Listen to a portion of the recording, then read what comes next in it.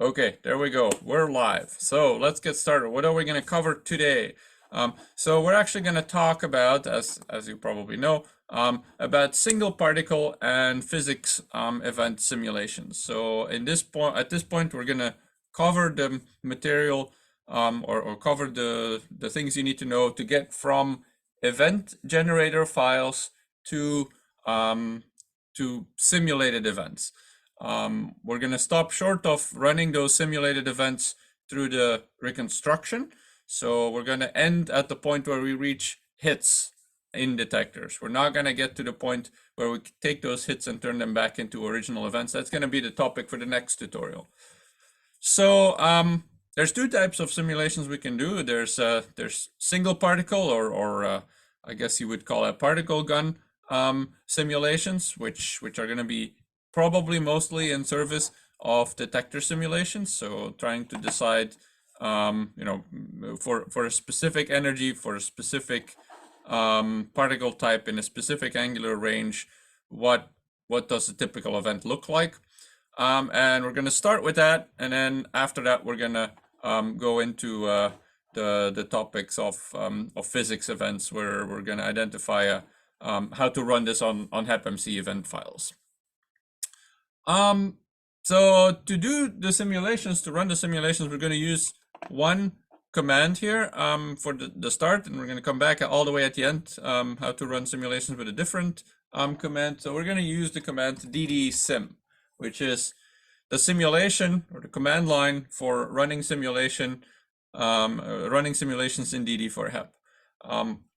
This is available in EIC shell, so I shouldn't type this until I am inside the EIC shell environment where ddsim should be available. So take this opportunity as well to start the EIC shell environment.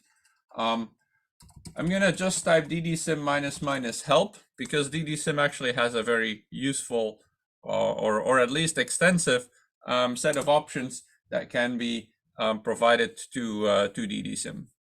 Now this appears a little bit more jumbled here. As you can see, the formatting causes some lines to run over. That's because I'm zoomed in on my terminal window here. So this may, hopefully, if you have a slightly smaller font or a larger window, it might look a little bit more cleanly organized here. So these are all the options that we can pass to ddsim on either the command line as a -- physics PDG file, for example, with an argument that provides that PDG file, or they can be provided, as we'll see, through a steering file. The steering file, and I can scroll up to the start of the configuration options to point out the relevant option for the steering file. So you'll see that it actually starts off with a summary of all possible options. So you'll see steering file is something that can be provided, which is what we're going to do. It provides options for input files, output files, for different categories of things we might want to do, things related to output, things related to random numbers, the particle guns, particles, fields, actions, which we'll come back to, and so on, hepmc input files, filters, and the physics of the events that are simulated. So this summary of configuration options is also followed by this more detailed help information, where each of the options has a little block of text, hopefully providing some useful information about how to run it. If you find, by the way, that this isn't as clear as you would like, those are things that can, of course, be improved, and DD4hep is open to to improvements in this. One of the things I keep meaning to do is making sure that these kind of formatting issues where stuff runs on to this next line don't happen, but I never gotten around to it. Okay, Bill has a question. Yeah, so Walter, so just be sure that after we enter the shell, did you source any let's say particular setup build in order to activate these? So you don't need to source a geometry setup yet, because at this point ddsim is just a general command that runs with any geometry. So we are going to have to pass, of course, a geometry in the next step. And before we can pass that geometry, you're right, we're going to have to source that particular geometry setup so that we have the correct environment set to be able to load that in that geometry. You're perfectly correct there, yes. Thank you. So so based on this ddsim help output, I'm gonna post here a question or an exercise in the chat. So so this is gonna be the first exercise for today, which is to run this ddsim command as well with this -- help flag. And find do two things with that output. Find the appropriate option to specify an output file. So right now we're not going to use it, but we're going to come back to that appropriate option in one of the next exercises. And then use this -- dump steering file flag to print out a default steering file. That's going to be the steering file which sets all of the options to the default parameters. And save the output of that steering file into a file called steering.py, which you can save in this file using the redirect operator. So that's going to be, if I go to my terminal here, that's going to be the command and then redirect into steering.py. If you're familiar with redirecting output from files, from commands into files, then this will be familiar to you. You probably will want to do all of this inside this EIC directory, which we've used in the past tutorial as well, right? So so that's where that's going to prevent this from cluttering any home directories where you might by default end up or so. Okay, so let's get started with that exercise. And if you want to run ahead, of course, you can start looking at that steering file, see how it compares to the help file and so on.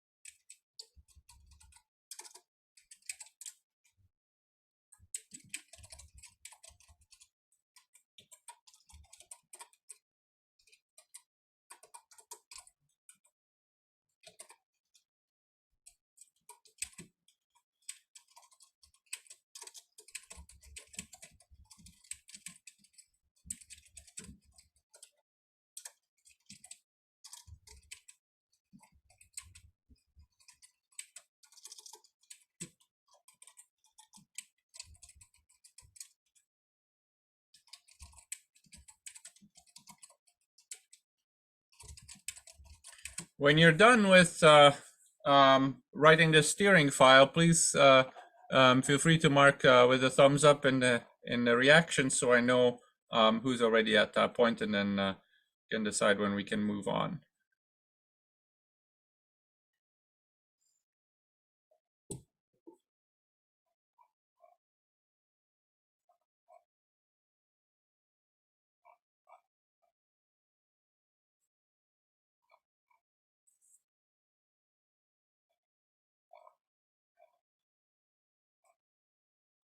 Okay, I'm going to give it a little bit more time for others to catch up as well.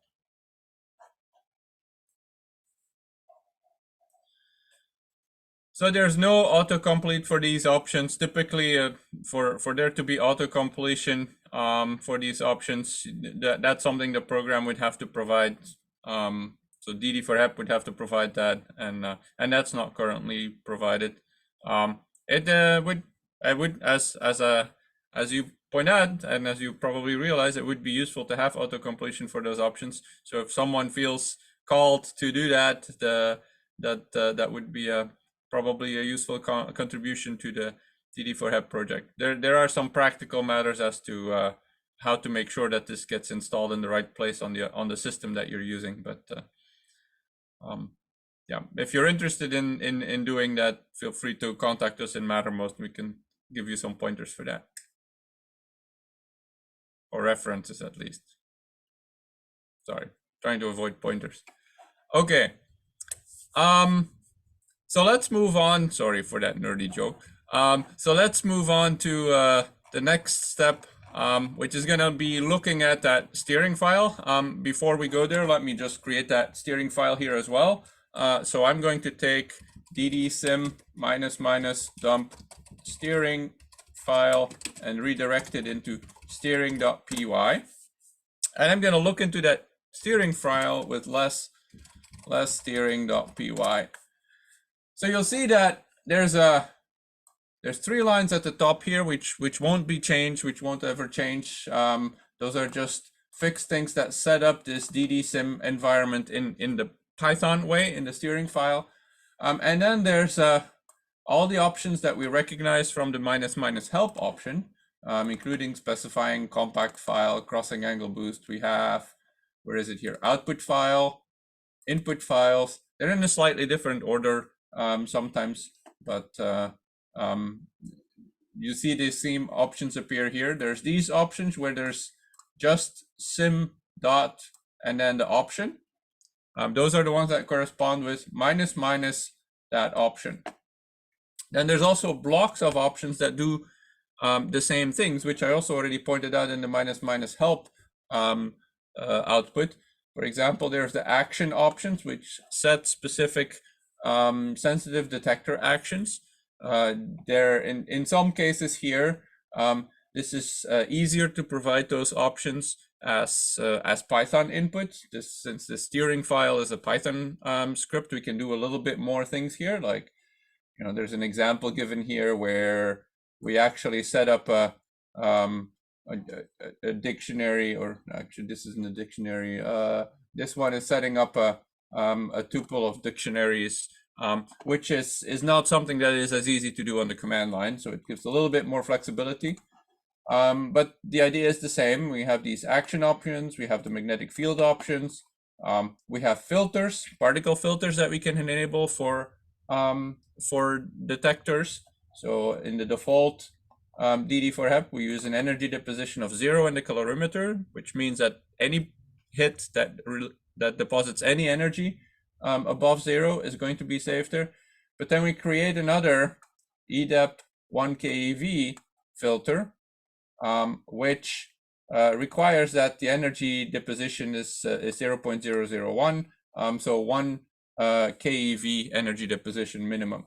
And that is used for the trackers in ddsim. So in ddsim, we suppress the energy deposition in trackers below 1 keV. We'll come back to that at the end of today's tutorial, because in the other command that will cover npsim, this is actually different. So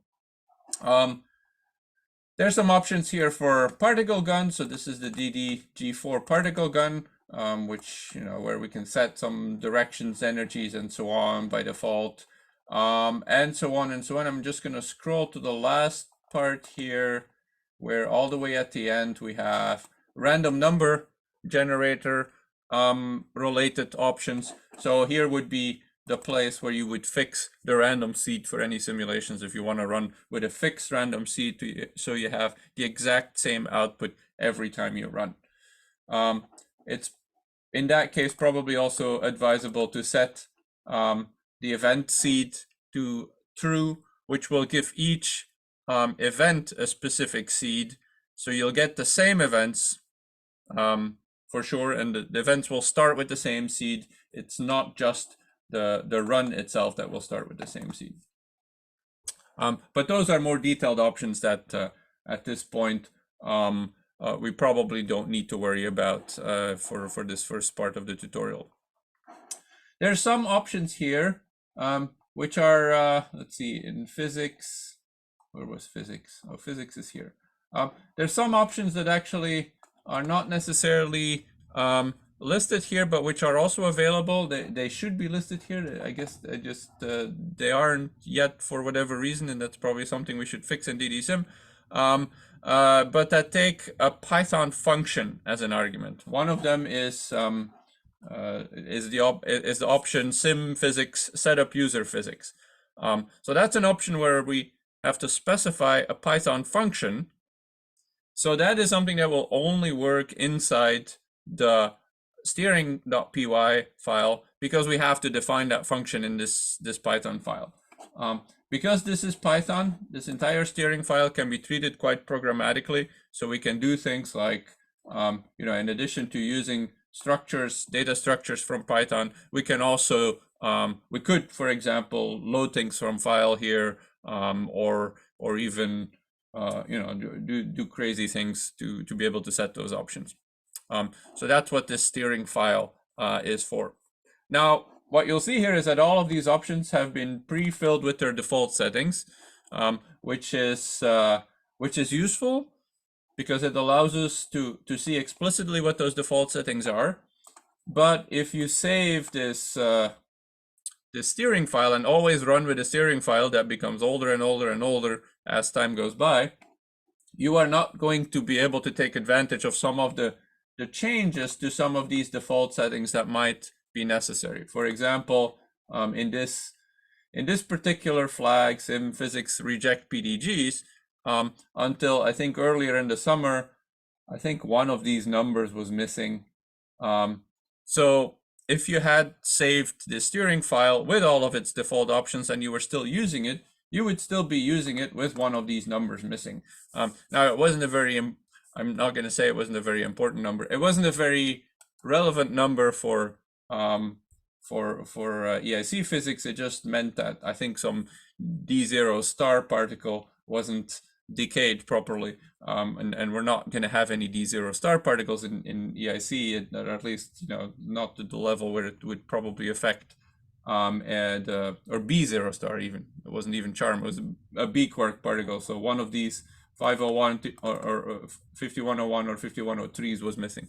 In any case, the point is that if you save these default settings, you also run the risk that that you might get locked into some things that are improved in ddsim over time. So typically, what we would use these steering files for is to just store the settings that are important for us, that we want to fix, where we want to override the default settings.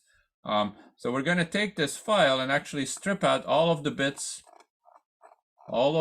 everything except for those first 3 lines, to create kind of a minimal steering file that only will contain the things that we want to specify, but everywhere else where we want the default value, we're just going to use the default value. Now, how do we use these steering files? We just specify it on the command line. So ddsim -- steering file steering.py would be how I specify this steering file. So it's going to load all of the options from the steering file. And actually, I can add things if I want to override something. Let's say I want to specify a specific range cut that is 0.8 instead of 0.7. I could specify that on the command line, and it will first load the options from the steering file and then override the ones from physics range cut, 2 dashes. Okay, so we can actually try this here. Let's run this with the steering file. Well, it's of course not going to do anything because we're not specifying any geometry and we're not specifying anything that we want the simulation to do. So that's going to be the next step.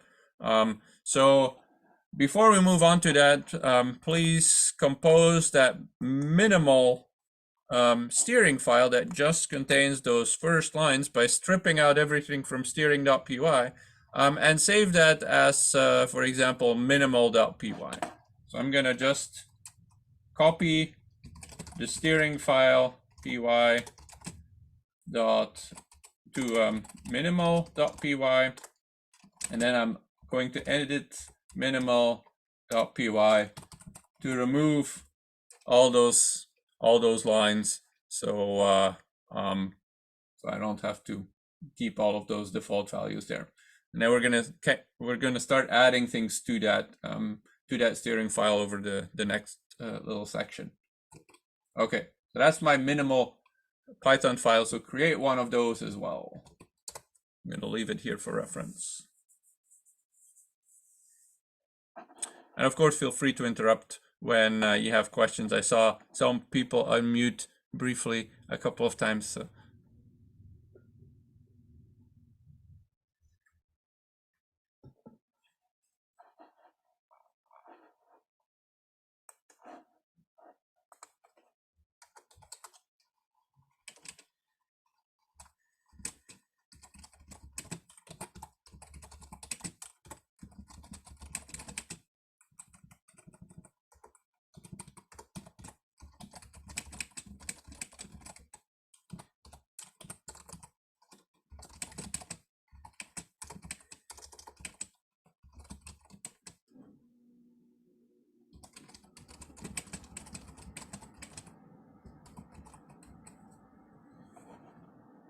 Okay, when you're done and you have this minimal steering file, please give me a thumbs up, and then we'll see when you're done.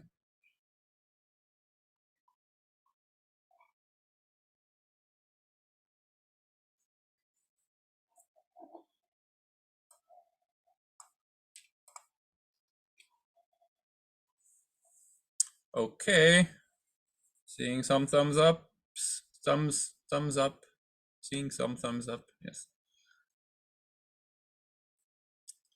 Okay, so let's go to the next step here then, which is actually addressing what happens when we run with that minimal steering file.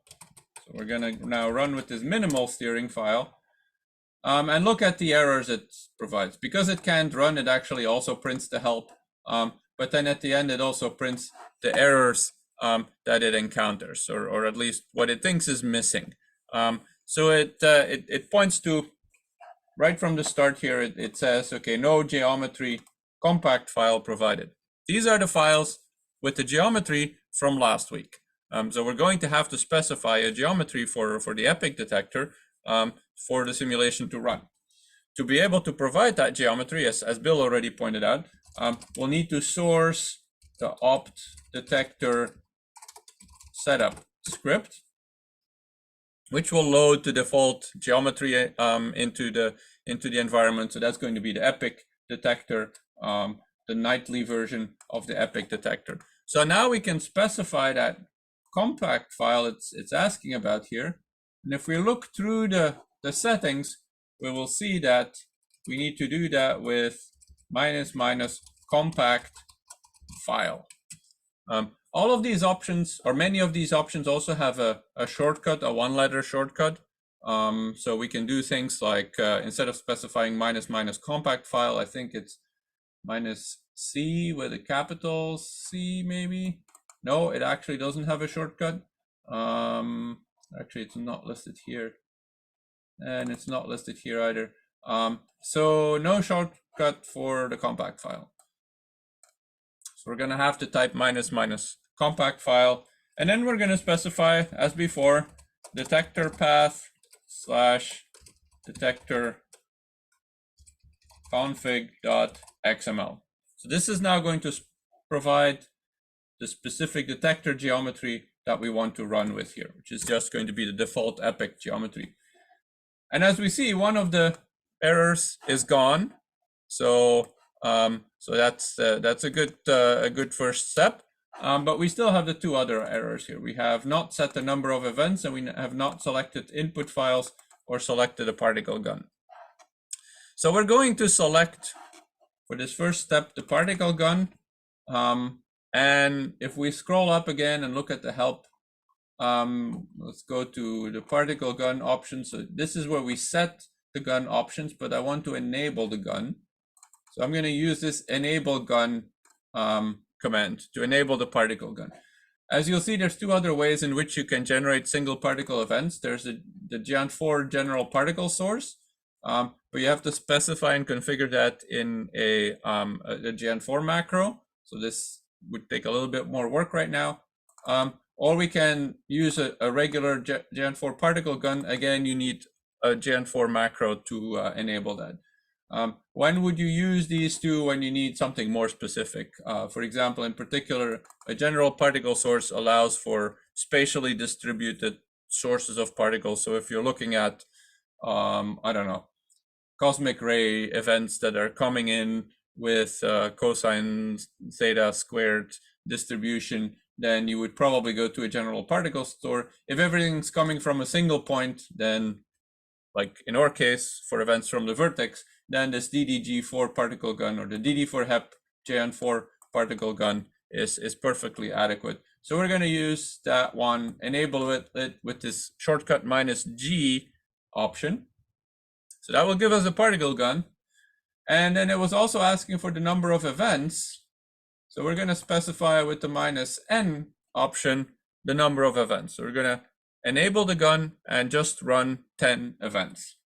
If I go to the command here, I'm going to do -G to enable the gun and -N10 to run for 10 events. So I'm copying these commands in the chat in case you want to just copy and paste them. Although, of course, we just only added those few extra characters at the end here. And let's run that and see what it actually does. So now it's running our first simulation of particles through the detector, or at least in this detector geometry.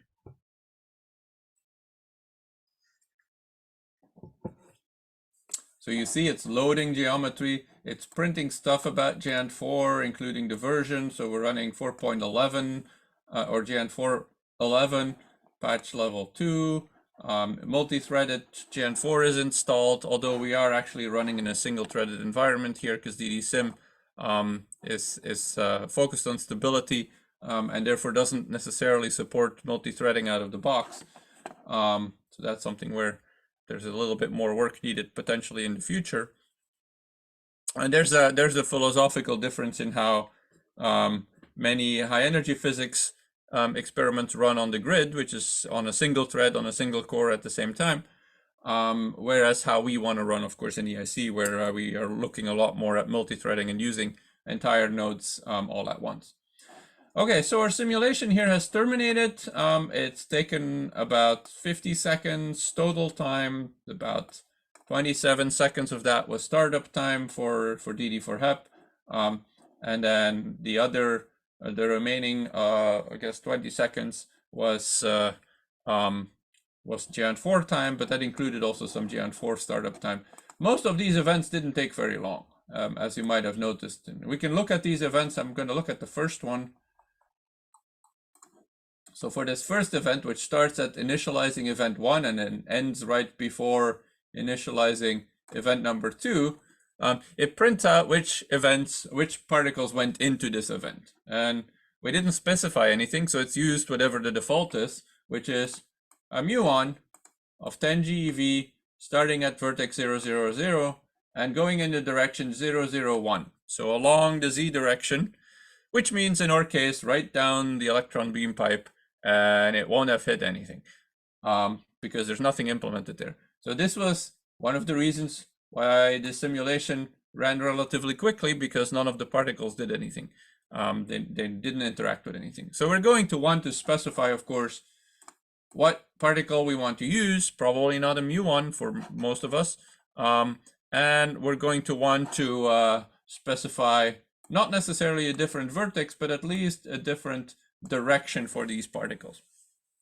So to do that, we're going to take a look at the options in ddsim. I'm going to specify --help here again to get those options. So we're going to go to these gun options that I pointed out earlier. There are different ways in which we can fine-tune what we want to see in our gun. Anything from just specifying a single energy, the particle type, the multiplicity of the events, the minimum phi, maximum phi, minimum theta, maximum theta, momentum, minimum momentum, maximum momentum, then some distribution according to which we want to throw those events. which can be either uniform or uniform in cosine theta, uniform in eta, uniform in pseudo rapidity, and so on. FF bar, more of a high energy collider, fermion collider distribution. Think LEP. And we can even change the position of the vertex, which we're not going to do here. We're going to keep it at 0, 0, 0, which is the interaction point. So what we're going to do is we're going to throw events uniformly in cosine theta, which results in events going uniform in the unit sphere of directions. But we're going to limit or range to just the forward direction with these theta options. So we're going to go here and turn this into gun theta min, and let's go from 3 degrees to gun theta max of 45 degrees. And we're going to use an energy range, or we're going to use a distribution that's distribution cosine theta. And we're going to use an energy or a momentum range, momentum min from 1 GeV to a momentum max of 10 GeV. And the last thing we'll specify is the particle type, which we're going to turn into pi plus. Again, I'm going to copy this in the chat here in case you are following along and copying things over. Let me point out a couple of things here, though. You'll see I've specified these values with or these options with a value and their unit. So we can actually use different kinds of units, and this is how we combine them with this just multiplication.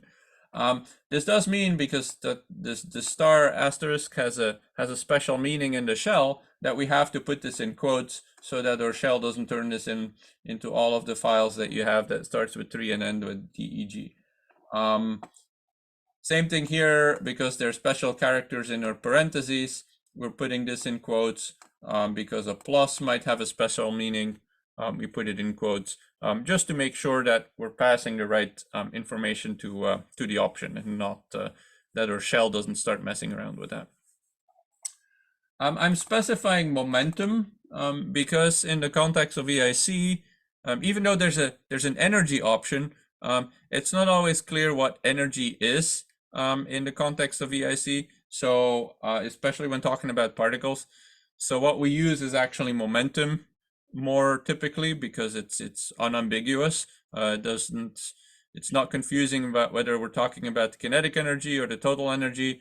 And this is not something that DD4hep is always as clear about, because those high energy physicists, when they have a 7 TeV beam, it doesn't matter whether there's a 1 GeV particle that's interacting there. Momentum or energy are virtually the same in that context. That's not the case for EIC, of course, or particles at that 10 GeV proton is going to have a different momentum.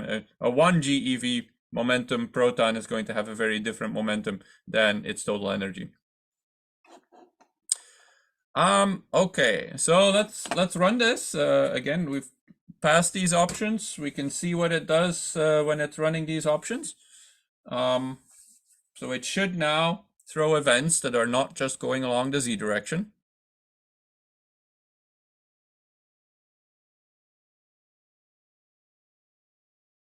Okay. The initialization stage is, of course, very similar.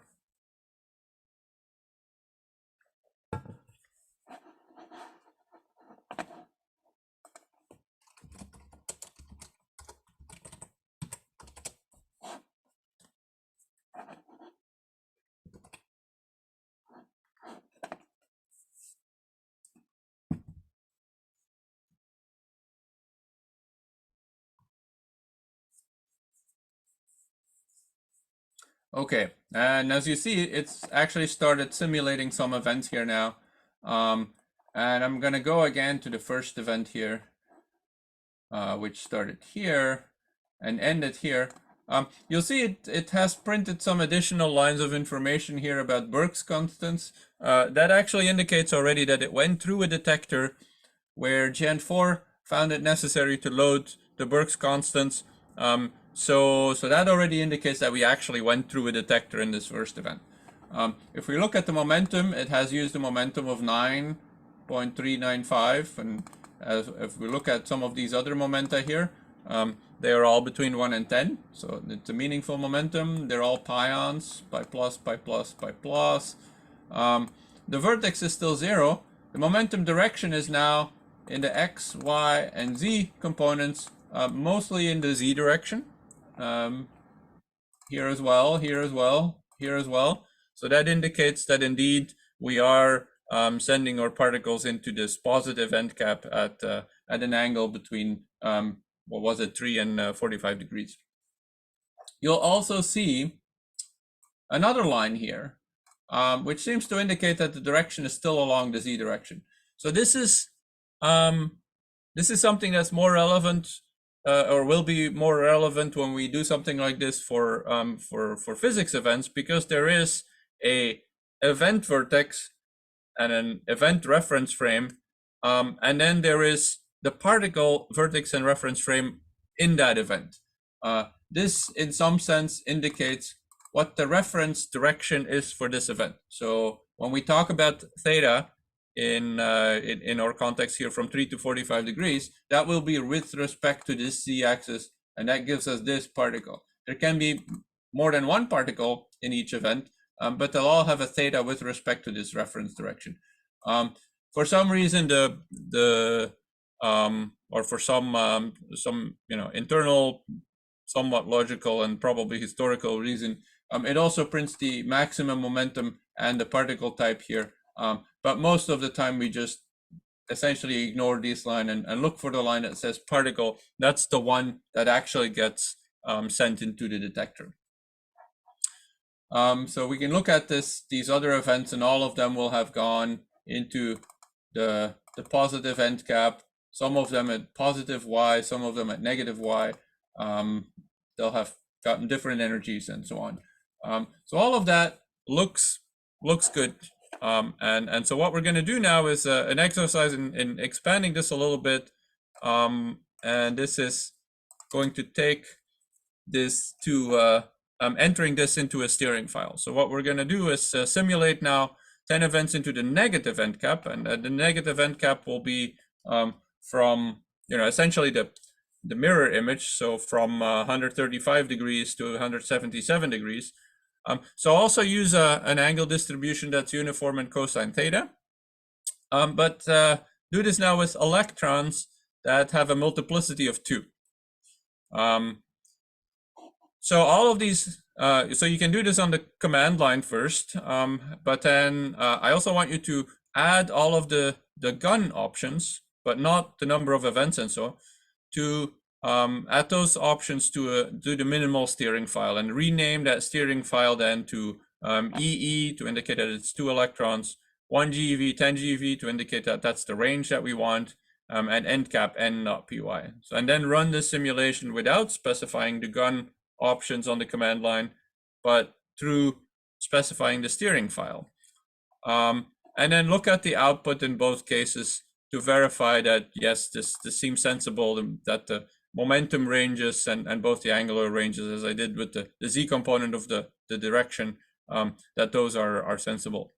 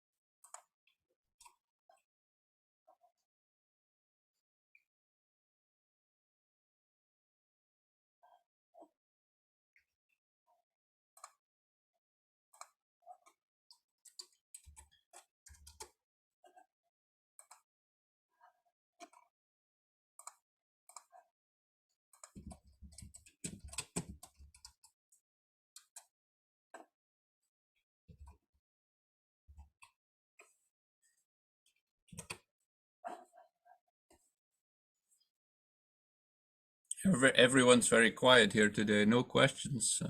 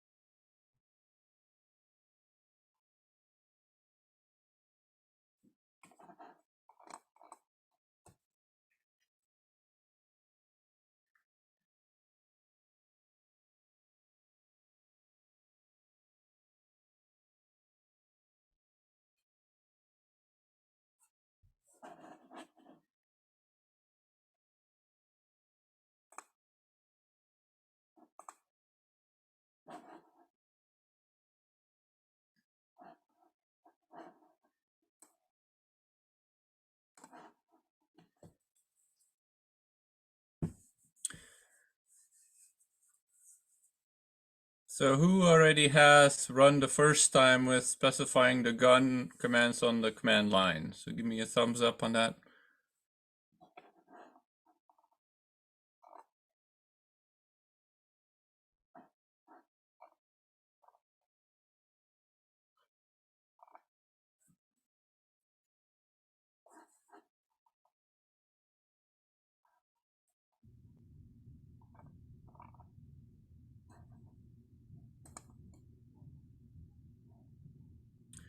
So Pukai, you're asking what's the difference between enable gun and enable G4 gun?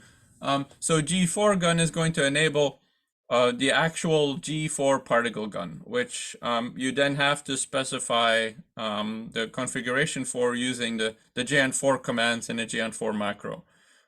So is there a practical difference? Is there something you can do with one and not the other? I don't think so. I think everything that you can do with the DDG4 gun or just enable gun is sufficient. So I don't think there's a reason to use the G4 gun, which would be pure Geant4. That's probably historical that that's still around.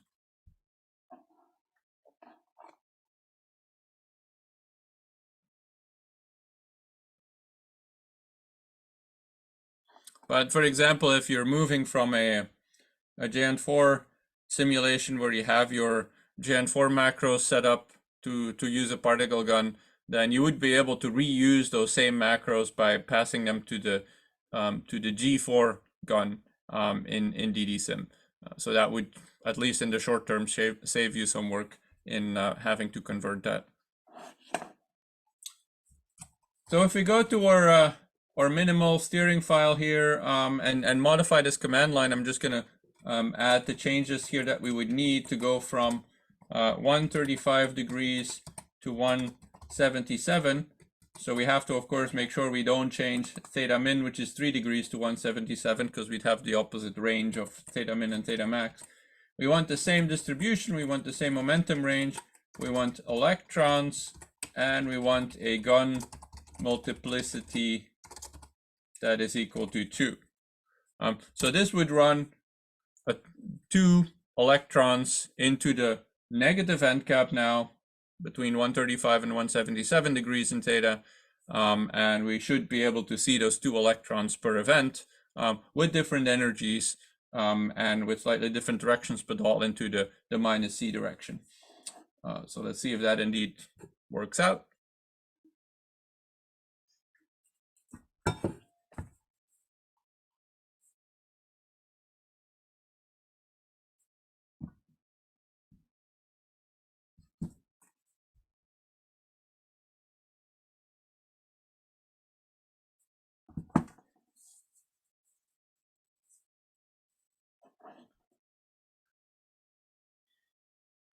Okay, I'm going to let this scroll past first and then just look at the last event.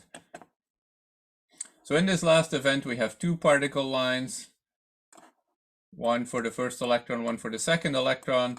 They both have, in this case, actually a fairly close momentum, but you know, they would go between 1 and 10 GeV, and they both go into the negative end cap.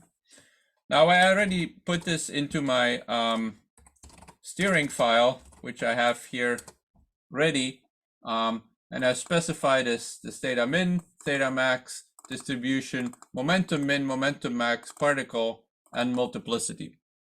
Notice that I've made two changes from the command line. Since we're working inside Python here, we don't need to specify those quotes because we actually have units that are called degrees. And we can just multiply those units with the actual number. The same thing is true here for the momentum. I did have to add degree to the units line up top here because it wasn't imported automatically. Just millimeter, GeV, and MeV were imported automatically. Notice that this would also have worked with just deg, so that's also valid. I think that's just a leftover from yesterday when we were playing around with that a little bit. So with that steering file, we can now run the same simulation, and let me actually copy and paste the content of this steering file into the chat for those of you who want to have this for reference. So I'm going to remove all of those gun parameters, and I'm going to reuse or rename the minimal event steering file to this EE 1GeV 10GeV endcap end.py. So this will now load the endcap, load the steering file, set the gun parameters based on that steering file, and then run the same full simulation. And we should get similar output, maybe not exactly the same because we didn't fix the random seed, but we should get again 2 electrons per event in those angular ranges.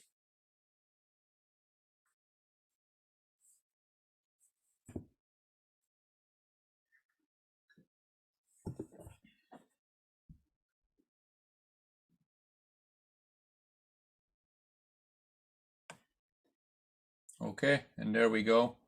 And as you see things scrolling by, you can already see that we have 2 electrons with different momentum into the negative end cap region. So now we can, of course, live with a slightly shorter command line that doesn't include all of those details. One of the questions you might have is, why do we still specify the geometry on the command line, even though that's probably not going to change? Well, since we're using environment variables here, those will not translate directly into Python.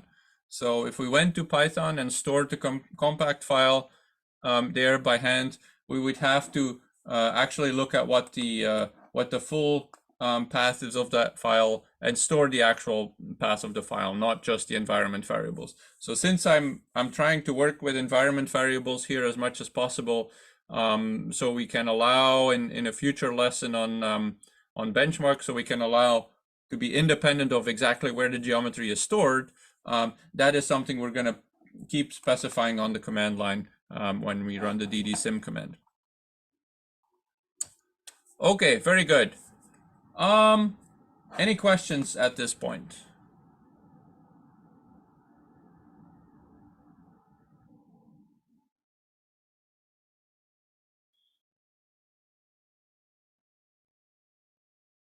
Yeah, I think you can use, so let's see, you can use the gun direction probably to flip the direction. I'm not sure if gun direction works well when we do gun distribution at the same time, but that's something to explore. We haven't really had to flip the direction, so I don't know if that works very well. But that would be something to explore, yeah. And then Kaylee, if you get the error that the degree is not defined, we do need to add this deg or degree, depending on which one you use, but you use deg apparently. We need to add that to the list of imported units at the top of the file. Okay, great. So all these simulations that we've run until now, well, we've looked at the output on the screen, but that's of course not what we're going to want to analyze. We're going to want to analyze things that were written to output files. If we think back about the very first steering file that we looked at today, we went into, you looked at the output file, and maybe in the steering file, you noticed that the default output file was set to something called dummy output.slcio.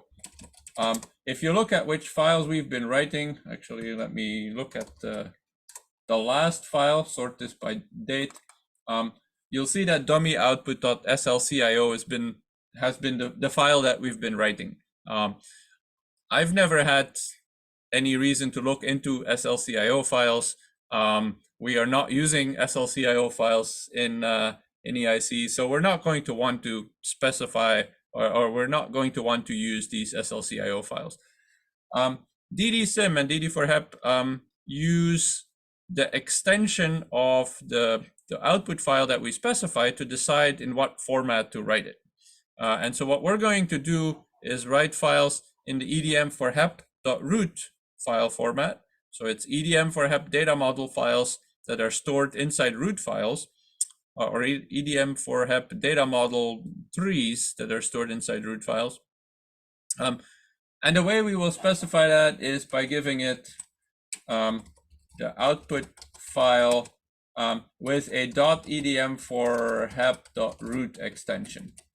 And I'm actually going to give it as the file name, just the name of my steering file, which sort of indicates what's inside this file. And I'm going to say E1E for 10 to the power 1, which is the number of events. It allows me to give some indication of how many events are in that file. And while I'm at it, I'm also going to fix this capitalization error on my GEV.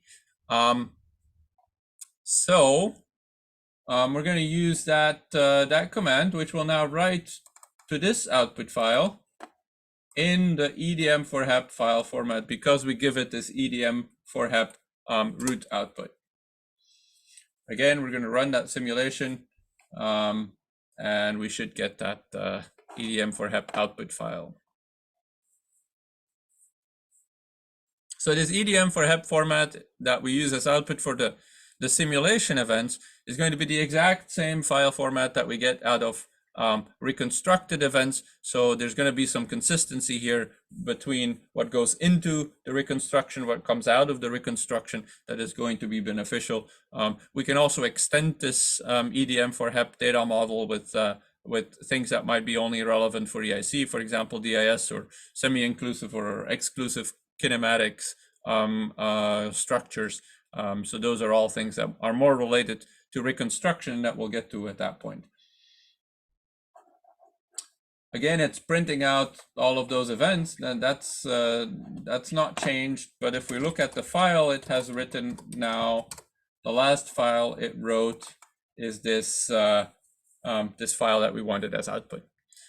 So what we're going to do is open this file now. I'm going to open this in root.l just to quickly look at this without even opening a root browser. So you'll see that inside this file, we have an events tree, which is where all the information is going to be stored about the events that are simulated.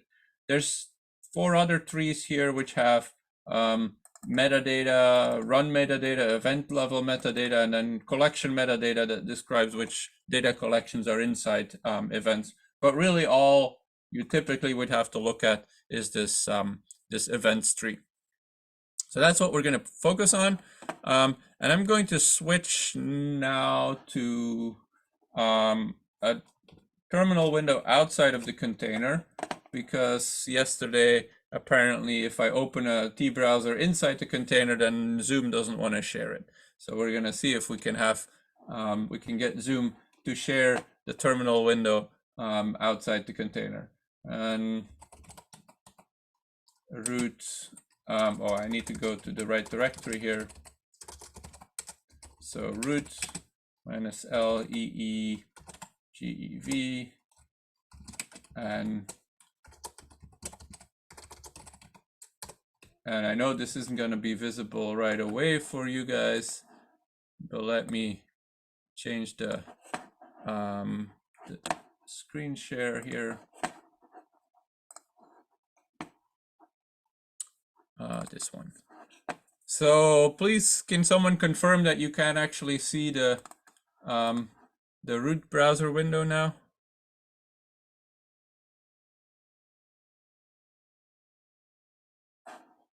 No. Anyone? Can you see the root browser window, or do you just see something else? No, you don't see the root browser window? Okay, so then I guess it is not just an issue inside the container.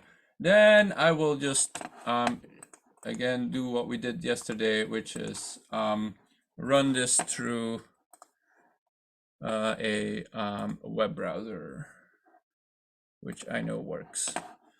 So now you should see a blank web browser window with the root JavaScript root interface. So this is if you want to use this interface, it's just a web-based root interface that is at root.cern. So we're going to use this. This is a little bit more cumbersome for me because I can't actually do any plots with cuts or selections. But we'll make do, and I'll have to figure out why Zoom doesn't want to share my root browser windows anymore. So I'm going to load the file that we just created, this EE1GeV to 10GeV endcap file with 10 events. And we get the same structure here with events, an events tree, and then those metadata trees. Inside the events tree, if I click on that, I get all of the different branches that are stored inside this tree.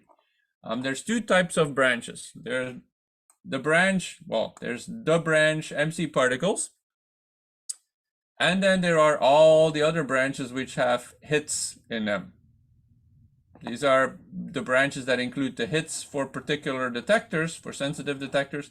MC particles contains the truth information and some exact Geant4 steps that are stored. It's filled regardless of what is happening in sensitive detectors.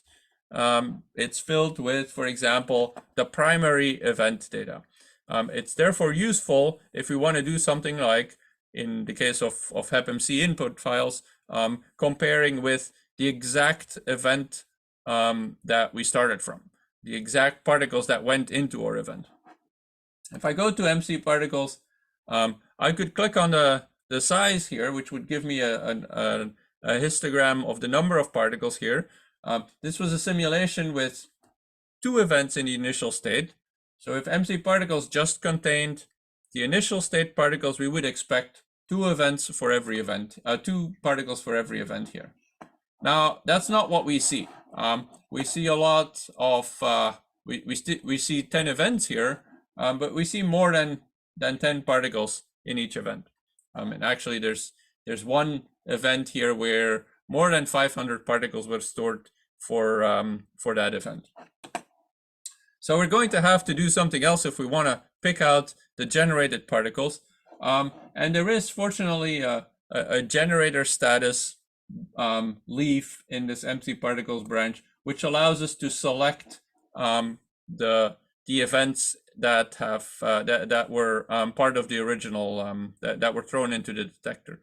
Those events will have a generator status that is equal to 1. Events that were MC particle entries that were saved for some other reason will have a different generator status, and in particular, if those were stored somewhere inside the detector simulation, then they'll have a generator status 0 because they're not related to the generator at all. So if I look now at the number of particles that have a generator status that's equal to 0, equal to 1, in other words, this bin, then we do indeed see 20 entries. So that will be 2 for each of those 10 events. So that gives us our original particles. If we want to plot something else for those initial particles, for the initial generated electrons, we would put as a selection criterion that we want the generator status to be equal to 1. So for example, this is the kind of thing I can type here now. But if I wanted to draw MC particles particle data group code PDG for only those events that have a generator status equal to 1, then I would use the draw command that I've pasted in the chat there. This is not something I can easily do here in my my web-based browser. If anyone is familiar enough with JSRoot to know how to do this, I'd be happy to to actually show how this actually works. But unfortunately, JSRoot is a little bit limited here. Okay, we can reduce the number of non-1 generator status events by telling ddsim to not save as many events. So if I go back to my my simulation here, don't need that one. If I go back to my simulation here, I can rerun this with an additional flag, which we often do in our benchmark simulation. That is minimal kinetic energy 1 TeV. So, oops, this will restrict the saving of additional events with generator status 0 to typically particles that have a higher energy than 1 TeV. In other words, none of them in EIC. Now, there's still some particles that are going to get through with generator status equal to 0 because they're saved explicitly, just like the initial particles are always saved explicitly. But this at least will reduce the number of events with generator status 0 and actually also reduce the size of this MC particles branch in our output of our simulation. So that's typically going to be a useful flag to use in any kind of simulations that you're running, just from a disk space conserving purpose alone. I do apologize that this is a little bit more cumbersome to actually deal with the real truth versus not real truth. But if we look at this later for HepMC files, there's many more particles in the event record in HepMC files, and we have to worry about that anyway, so that we don't include in our MC particle studies of real particles that were thrown into the detector, those that that are part of the internal state of the event generator, for example. We don't want to include diquarks that are or color strings that that Pythia also stores as part of the event record. But that's something we'll get to in a couple of minutes after the break.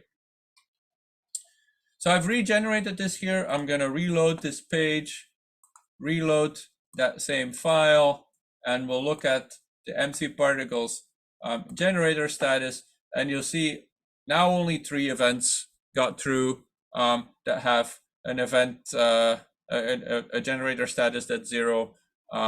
Most of those are now those 20 events that are that were initially generated by our particle gun. And if we now look at the particle data group code, we can see that those 20 are indeed with particle data group code 11.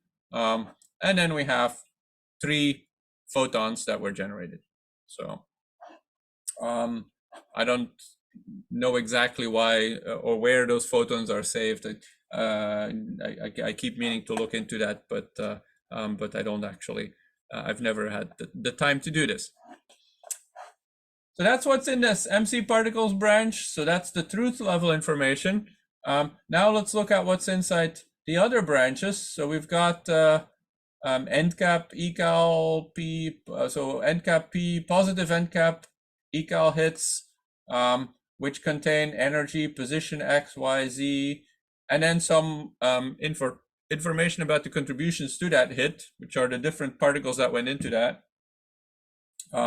Or the different parts, the different energy depositions of different particles that went into that. And then we have things like, let's see, outer tracker, end cap, and hits. So those are hits in tracker detectors. You'll see that there's different information stored for tracker detector hits compared to colorimeter detector hits. Those are the two classes, the two types of hits that we have, that we store information from in our simulation outputs. Colorimeter hits at a very coarse level integrate over all of the energy deposition per active volume or per block, per segmentation block inside the detector. And tracker hits don't.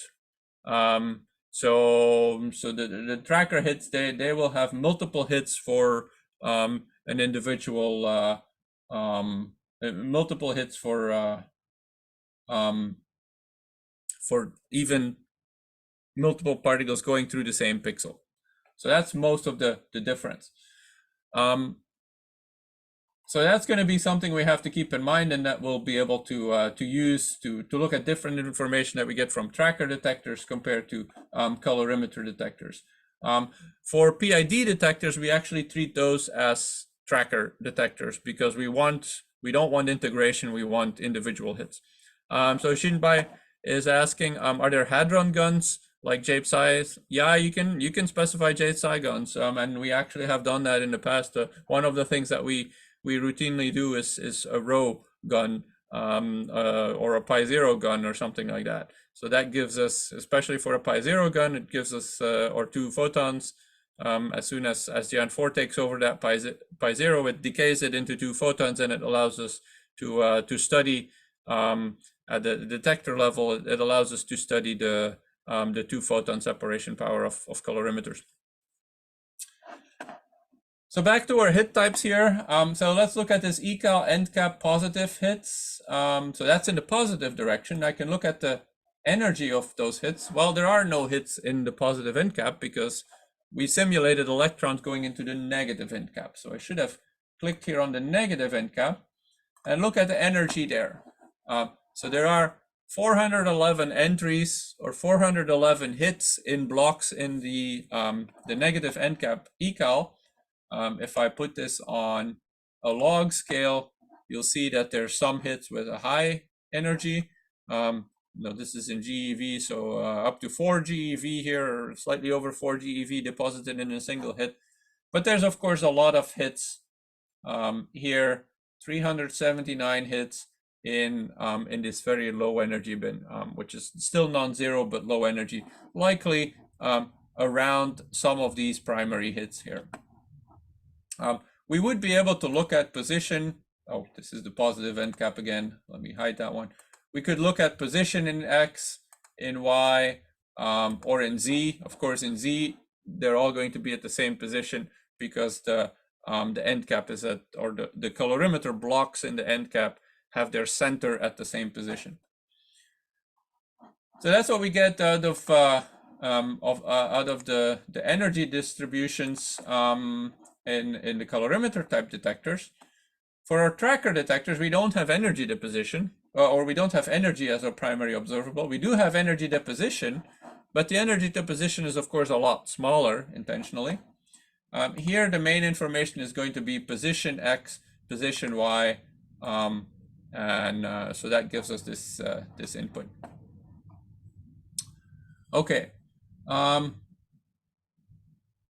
so that is of course going to be then the input that goes into the reconstruction. What reconstruction uses is this cell ID, which is a unique number. For tracker detectors, this doesn't always work because these are 64-bit long precision numbers, so it doesn't like to draw those in the web browser. I think cell ID in the case of the end cap colorimeter works a little bit better. So this is just a number that describes which block was hit. And in this case, you just see that those hits appear with certain values of cell ID, which really contains all the information about the particular pixel, particular subsystem, and particular detector that where the hit occurred in. Okay, so as an exercise here, we're gonna have you all go through this as well. And so essentially, if you followed along, you're halfway done with this. or maybe even completely done with this. So open this file that we generated and do that either in root, which should work for you, or in this JS root instance that I've used here. And then plot the Z component of the momentum for the generated particles only. And you should be able to verify that that's indeed going towards the negative end cap. Verify the total number of entries for those generated particles. So generated particles will be generator stat is equal to 1. And then plot the deposited energy in the end cap ecal and compare with those with the energy deposition in the positive end cap, which should be, as we saw, should be very different and zero essentially.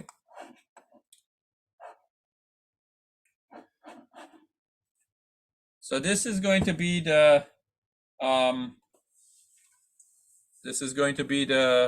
start of the break. So if you want to work on this, if you have any questions, feel free to ask us. But if you want a break to stretch your legs or so, then the next I guess 5 minutes is a good time to do that. So I'm also going to pause the recording for that break, and then we'll pick up again after the break. Okay. Yeah, so for the last part of the tutorial, there is 2 topics that we still want to touch on. I'm going to briefly talk first about how we actually run a real physics simulation. And then the second thing I'll touch on is the program we actually use to run simulations that does some important defaults for us. So let me first go to the first part here. Let's say we want to, we have our detector that we've been working on, and we want to run some simulations on an input file from Bithia 8. We have very large input files available to do this, and they're stored on S3. To get access to them, we can use a program called the Minio client, which Minio client is abbreviated to MC. And we can use MC to access these files. In order to do that, though, the first thing we need to do is actually set up access permissions, because we need a secret key and an access key to do that. Both of these are EIC S3 reads, if I remember correctly. Let's see if I remember correctly. So let me just show you. If you're from within an EIC shell instance, you should be able to set up the client by doing the command MC config. We want to add a host, so it says host add. We're going to call it S3. The address of it is the data transfer node at BNL that hosts the S3 service. And then we need to say EIC S3 read. So this is first the access key and then the secret key, which are both the same. And let's see if this works. There we go. We added the client. So this is, I'll paste a comment here in the chat.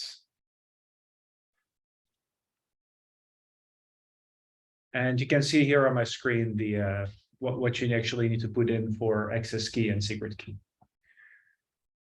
So now we actually have defined how we can access this. We can actually start looking into what is stored on EIC, so on the S3 service. So let's look at with MC. So we use the Minio client MC. We do an ls of S3. Then the directory that everything is stored in for historical reasons is called EIC test, because it was first set up as a test, and then epic. So let's see what's under here. MC, ls, S3, EIC test, epic. There. So there's a couple of directories under there. There's campaigns, full, log, reco, and tutorials. So let's look into tutorials. What's in there? Okay, we have a single hepmc file. That is the file that we're going to be looking at, and it's called Bithia 8 neutral current TIS 10 on 100 GeV with a minimum Q squared of 1 GeV. including beam effects and a crossing angle. You see this file is pretty big. And of course, for this tutorial, we're not going to be running on a multi-gigabyte hepmc file. We really just want to run on a chunk of this. So the way that we can do this is we can use the head command, the Unix head command, to just read the first, let's say, 20,000 lines of this file. So head -n 20,000. Then we have our S3 EIC test, epic tutorials. And then here we have this file name. Let me just copy it from here, and I'll put this in the chat in a second. There we go. So if I just run this, this will, of course, put all these 20,000 lines inside of my terminal window, which I don't want to do. Or actually, let's just show what it does on 20 lines. There we go. There we go. We got the first 20 lines of the hepmc file that's stored at BNL here. So let's now take the first 20,000 lines and redirect it into,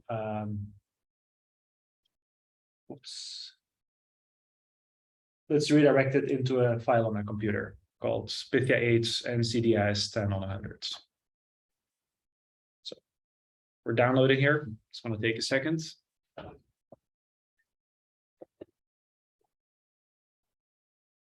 And let me give you this command in the meantime.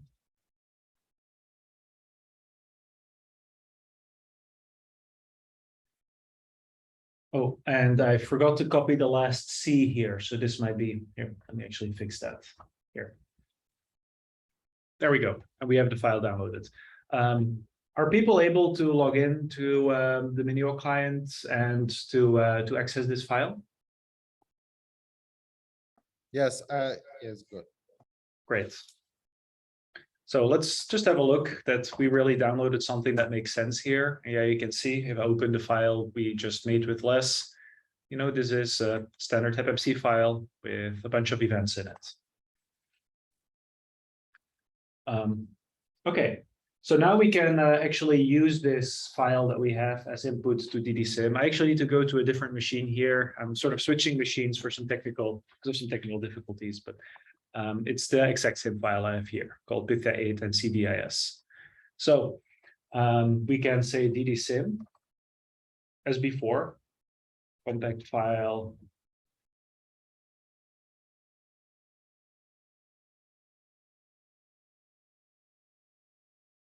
Let's take 10 events again.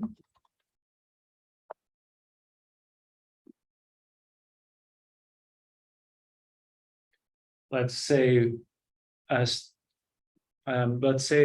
want to load from an input file here. So we say input files, and then we add our file Pythia 8 and CDIS, our hepmc file. And let's define an output file, which should be Pythia 8 and CDIS 10x100.edm for hep.root.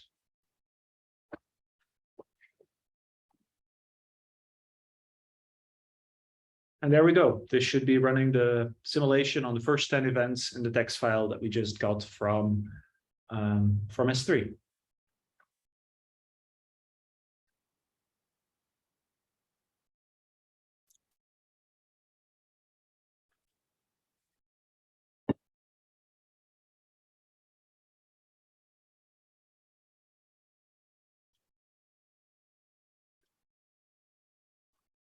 This is the command that I'm running, just for people copy and pasting the commands.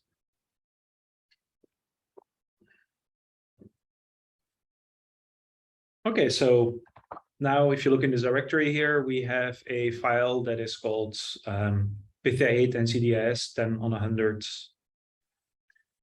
So I'm going to open this file here. This file is actually, I've pre-generated it on this other machine that I can actually use to display things for you.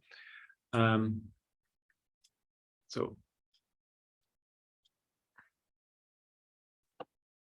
this file will be, you know, of course, identical in shape to the files that Wouter just showed you from the particle gun.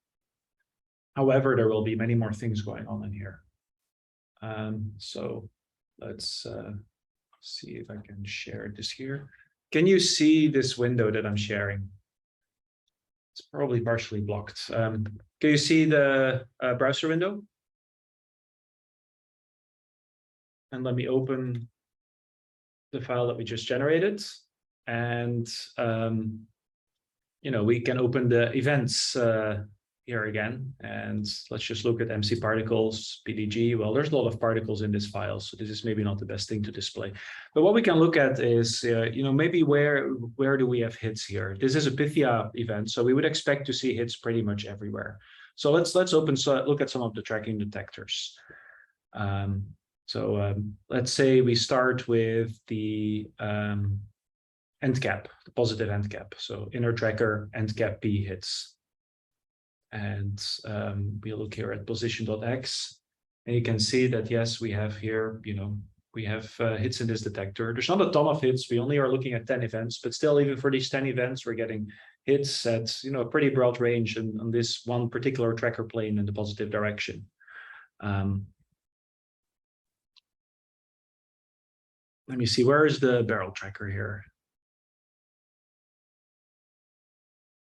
Let's say the outer silicon barrel. Let's look at X, and let's say the Z position of the hits. You can see here we have hits over quite a big range in the Z position of the silicon barrel. And this here is given in millimeters, of course, not centimeters. The silicon barrel is not 7 meters long. So yeah, we have hits everywhere. So let's look at a little bit more. Let's look at the D-rich. Are we seeing any hits in the D-rich? Did we have anything go through here? So let's have a look. Let's go to the D-rich hits. And let's just display the just the cell ID, which is the thing that encodes where it is. And you can see here, there's nothing here in D-rich hits. So how does that come? Why is that? Like, did we not get particles in the D-rich? No, that's not true. We actually had a lot of particles that went in the positive end cap that should have ended up in the D-rich. And you would expect at least one of them to leave a response in the D-rich. So the reason we're not seeing anything in there is that if we run with the default ddsim, we actually have to enable a lot of extra options to get a useful simulation done. I will show in a minute how we can actually run with a lot of these options, such that we don't need to get very complicated steering files every time we configure a simulation ourselves. But before I do that, I just want to double check if people are still following, or if there's any questions so far, or people are running into any issues.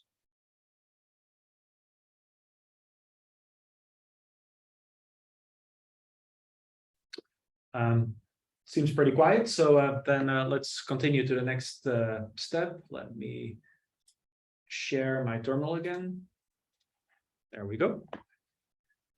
Okay, so since we want to really avoid having very cumbersome steering files all the time, we have this npsim command. So npsim is a Python script that sort of sits as a layer on top of ddsim that has a lot of options pre-configured.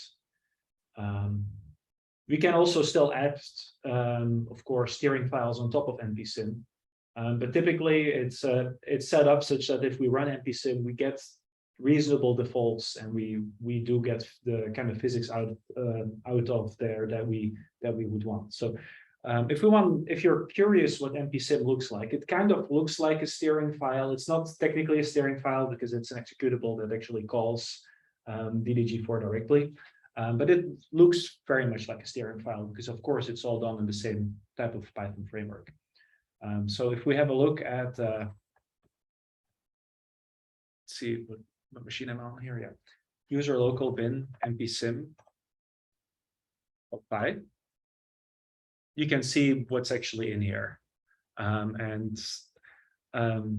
you can see that there's only a couple of things that are really different. Very important one is that we are enabling Cherenkov physics. Without this, the Cherenkov physics will not be enabled in our simulation of our optical photons will not work. We also add some other things like an optical photon filter for the D-rich. which you can see here. What else do we have in here? Yeah, we also have a modified optical photon tracker action, which is used for the D-rich sensors. And what this tracker action does is it absorbs optical photons. So once they are registered as a hit, they will not be propagated past the actual sensitive detector. It also sets the we also set the energy deposition in trackers. So this is not optical physics, but this is another thing we need. So you see here, we set for all tracker detectors, we set the minimum energy deposit to 0. This is important if we want to look at the impact from very low energy background particles that hit the tracker detectors. So it's not really that important to know exactly.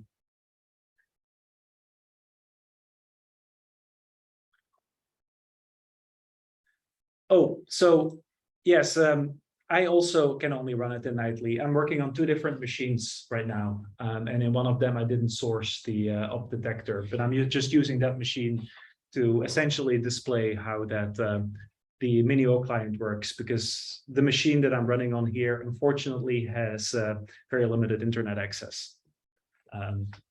So that's why. But yeah, you absolutely need to do this from nightly. The reason for that is if you look here, the command we need to give it a compact file. And it needs to find this compact file. And for that, detector path and detector config need to be defined. And for that, you need to source opt detector setup.sh. And that will set you in the nightly. And actually, if I were to do that here, there. Now we also have the nightly detector loaded. Any other questions?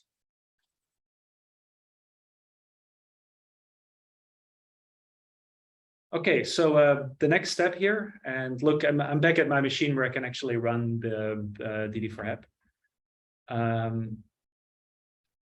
Let's do the exact same thing we just did, but instead of ddsim, let's run with npsim. And just to keep both files around, I'm going to give this output file a different name. I'm going to call this npsim dash. And let's run this again. And maybe one thing to also look at is that it took about 37 seconds to run ddsim before. Of course, it's not a very scientific way of measuring this, but it took about 37 seconds. And because npsim does more, I would expect this to take longer.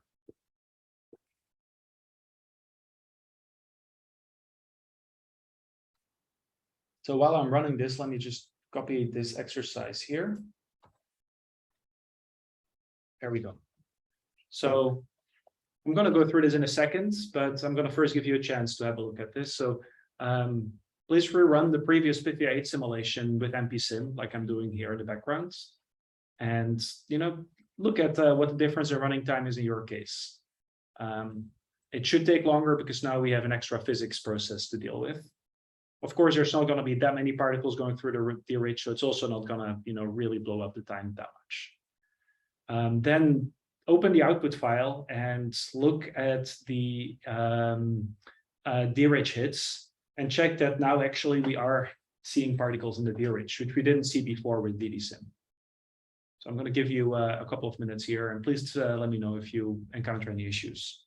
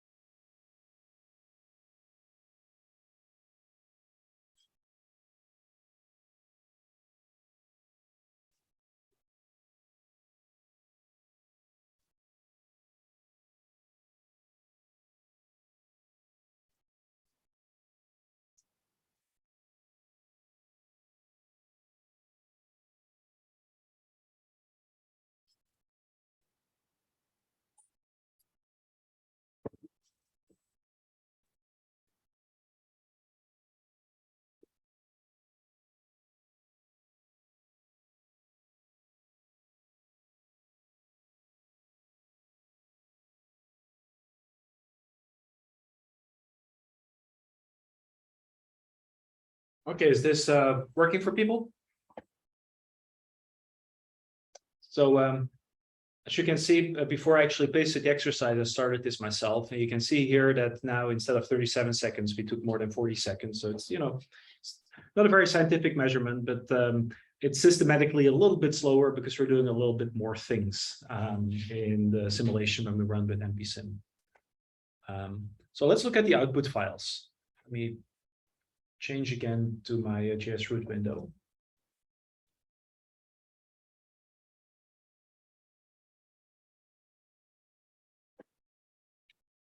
So as you remember, when I looked at the ddsim version of the file, I didn't see anything in the d-rich hits. So let's now open the npsim version of the file that we just generated. If I navigate back to the d-rich hits, which are right here, you can see suddenly, we have different hits. And I'm looking at cell ID here, which is maybe not the best thing to look at. We could look at X position of hits. Maybe that's more interesting. Or we can look at the Y position, and you can see that, we have some, positions of hits that correspond to the positions of the mirrors not the mirrors of the sensor planes of the d-rich.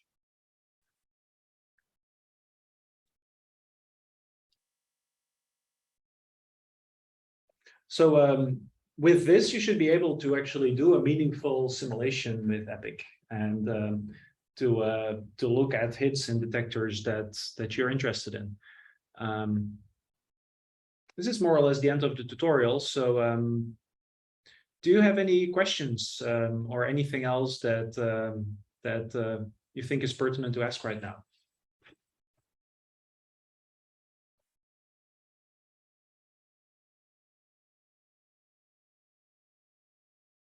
So Bill, the difference between ddsim and npsim is very little. npsim is like a steering file on top of ddsim, but that actually runs ddsim for us. And the things it does is it enables Cherenkov and optical photon physics through a physics Python setup function. So so you don't have to do that yourself. It adds an optical photon filter for the d-rich. It adds a modified tracking detector action for photon detectors that absorbs optical photons, so they don't get propagated past the photon sensor. And it sets the minimum energy deposition in tracker planes to 0, such that we don't actually block out low energy hits in the vertex tracker there through to the background.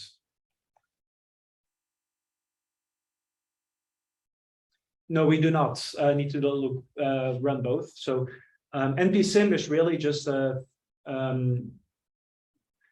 it's a program that allows us to not have to write complicated steering files for every single simulation, but rather make sure that everyone runs with the correct setup. So you shouldn't, unless you know what you're doing, if you're doing simulations for Epic, you should never use ddsim. You should always use npsim.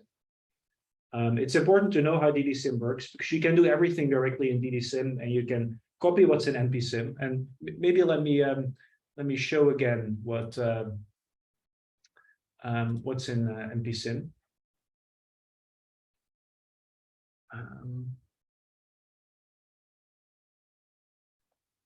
Because there's not that much npsim. There's really not that much. It's almost like a steering file, except that there is a main here, and we actually run the simulation. That's the only real difference.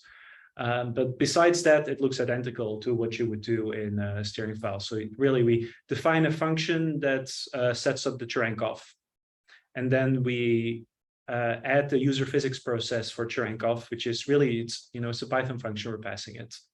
Then it adds the tracker energy deposit, and it adds the filters for optical photons. And it sets the optical tracker action that we define slightly differently. And that's all there is to it. There's really not that much there.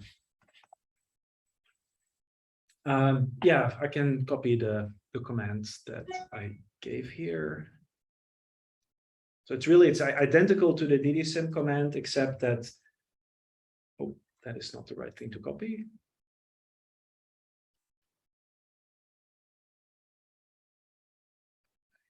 Why is this not working?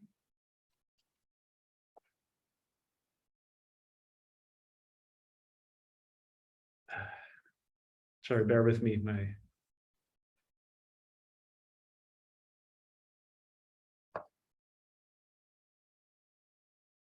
So to access xroot D, you actually don't have to do anything special, but for xroot D, you access root files, right? So you can just directly do that from root. And let me just type in the command here. For npsim.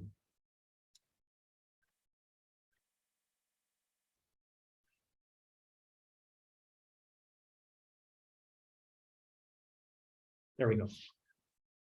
So for xroot D, we get xroot D would host the root files that are the output from our simulation. And we can use those directly from root without having to do anything special, because root is able to communicate with the xroot D service. So you really are talking, you're interacting with the root file as if it's a local root file in your machine, even though it isn't. But that's why we do, store the hepmc files on S3, because a hepmc file is not a root file, and we're not reading the input from a root file. Do you have any other questions?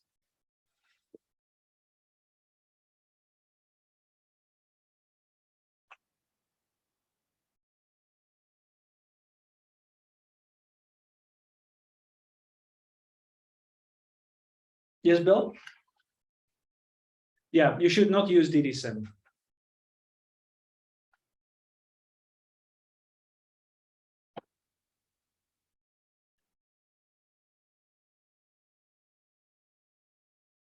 Okay, so Yapeng, when you do the mcconfig host add command, instead of copying the what I put in the terminal, you have to actually specify those values, because S3, XS3, and secret key are not they are not defined on your system. The reason we put them in here is that when we upload the tutorial, we don't want to put a secret key up on the internet. Let's see, but let me. So what you want to upload here, what you want to do instead is instead of the access key shell variables, you just want to write EIC S3 read, both for the access key and for the secret key. So it's EIC small, then S3, so capital S, then the number 3, and then read.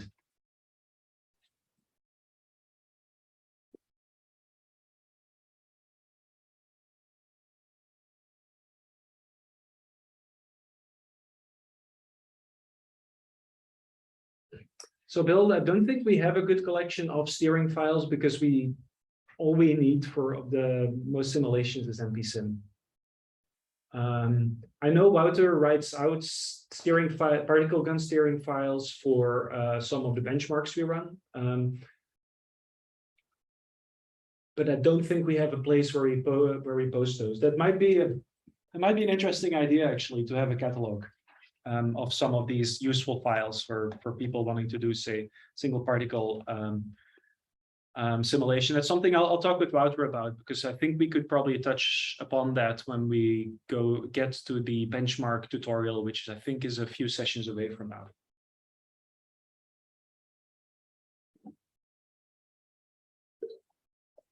Okay, are there any other questions?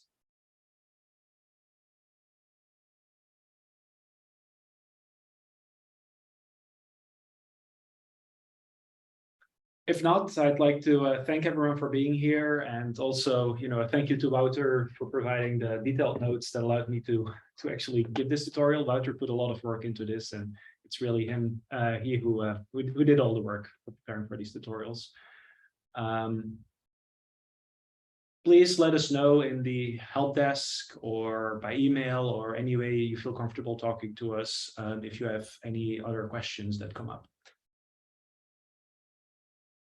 I'm going to stop recording now, and if anyone still has questions that they'd like to not have on the recording, then I'm going to stay on for a couple more minutes.